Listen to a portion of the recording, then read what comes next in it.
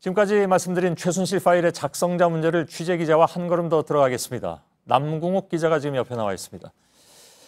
우선 정리를 다시 한번 해야 될 것 같은데 최순실 씨 PC에서 발견된 파일 중에 국무회의 모두 발언 파일 등의 작성자, 정확히 말해서 최종 수정 저장자, 이 아이디가 정호성 대통령 부속비서관이다.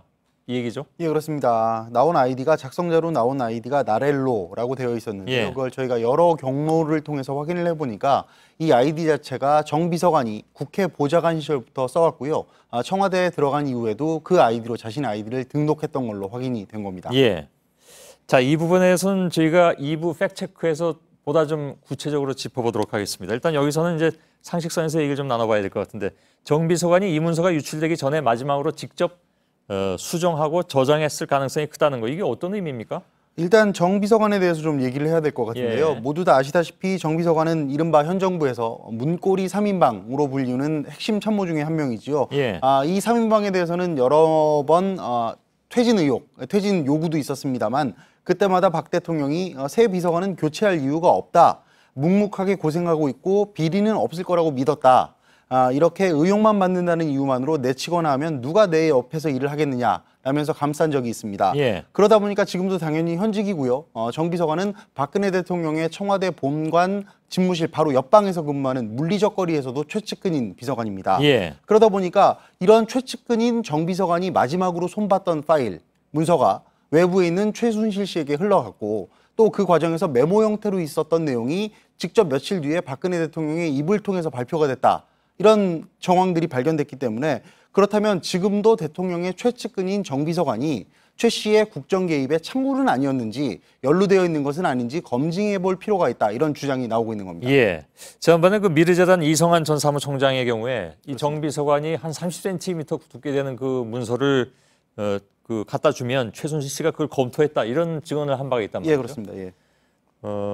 아직까지 정 비서관과 최 씨 사이에 어떤 엮어볼 수 있는 유일한 증거가 우리 취재진이 발견한 이 최순실 파일 속의 정 비서관의 아이디, 이거라고 볼 수 있는 거죠? 예, 그렇습니다. 이성한 전 총장의 주장은 아직 물증이 없기 때문에 예. 그렇다고 할 수 있겠는데요.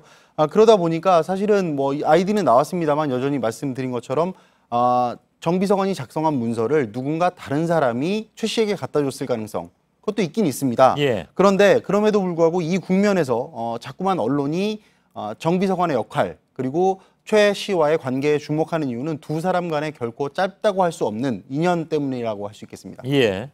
아무튼 저희들은 나름대로 최대한 신중하게 지금 접근을 하고 있는 그런 상황인데 정호성 비서관과 최순실 씨와의 관계, 이거는 박 대통령이 정치권에 입문하던 시기까지 거슬러 올라가는 것으로 알고 있습니다. 예, 그렇습니다. 정 비서관은 이른바 문고리 3인방, 앞서 말씀드린 으로 불리우는 이재만 총무비서관 그리고 안봉근 국정홍보비서관과 함께 박근혜 대통령이 1998년 재보궐로 처음에 정계에 입문했을 때 그 직후부터 보좌를 해오고 있습니다. 예. 그런데 당시에 그러면 박근혜 의원실에 이들을 뽑은 사람이 누구냐? 지금까지 알려지기로는 최순실 씨의 남편인 전 남편이죠. 정윤회 씨로 알려져 있었습니다. 예. 왜 그런가 하면 98년부터 2000년대 초반까지 정윤회 씨가 활동을 하던 당시에 정윤회 비서실장이란 이름으로 의원실 활동을 총괄했었기 때문인데요. 예. 그런데 지금 어제 오늘 사이에 계속 나오고 있는 이야기들 그리고 박 대통령이 어제 기자회견에서 인정을 한 것처럼 당시에 박 대통령의 정계 활동을 도왔던 건 최순실 씨다라는 정황이 계속 드러나고 있는 거 아니겠습니까? 예. 그러다 보니까 결국 종합을 하면 정 비서관이 3명 중에 1명으로 박근혜 의원실에 일을 하게 됐고 계속 일을 하면서 현재 위치에 오르기까지 그 첫 단추를 끼우는데 최순실 씨의 영향력이 있었다. 이런 분석이 관측이 나오고 있습니다. 예. 그래서 이제 정 비서관에게 일정 정도 영향력을 가지고 있을 것으로 보이는 최순실 씨가 바로 그 정 비서관을 통해서 국정에 개입했다면 그건 사실 굉장히 중요한 문제가 될 수밖에 없는 문제란 말이죠. 실제로 정 비서관이 청와대에서 현재 하고 있는 일의 비중이 어떻게 됩니까? 굉장히 큰 걸로 알려져 있죠. 사실 역대 부속실장, 부속실이라는 건 제1부속실은 대통령의 일정, 그리고 제2부속실은 영부인의 일정을 책임지는 곳입니다. 예. 그런데 일정만 책임져도 굉장히 힘이 세지기 때문에 그렇죠. 부패하기도 쉽고 그래서 역대 청와대에서 부속실장들이 구속된 경우들이 제법 있었습니다. 예. 그런데 정 비서관의 경우에는 영부인이 없다 보니까 당연히 제1부속실과 2부속실을 통합한 통합 부속실장의 역할을 맡고 있고요.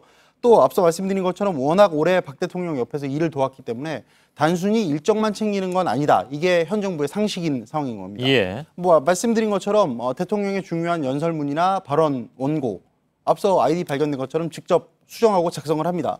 또 정비서관의 경우에는 정치외교학과 석사 출신이거든요. 예. 그래서 외교안보 분야에서도 참모로서 의견을 내는 경우가 있다고 하고요. 실제로 한 정상회담 때는 비서관급임에도 불구하고 대통령과 함께 같은 선상에 앉았다가 대표단으로 앉았다 구설에 오른 적도 있습니다. 아, 그런가요? 예, 거기다 또 결정적으로 현 정부에서는 장관들과 수석 비서관들의 대면 보고, 대통령 대면 보고가 많지 않다고 알려져 있는데 예. 그러면 대부분의 문서들은 서면 보고를 하게 되고 그 서면 보고를 접수하는 사람이 누구냐? 정비서관이 되는 겁니다. 예. 그래서 현재 정부 사이드에서는요, 모든 정보가 정비서관의 손을 거친다라는 이야기가 불문율처럼 되어 있는 상황입니다. 어떻게 봐도 막강한 그런 자리에 있는 것은 틀림없어 보이는군요. 예, 알겠습니다.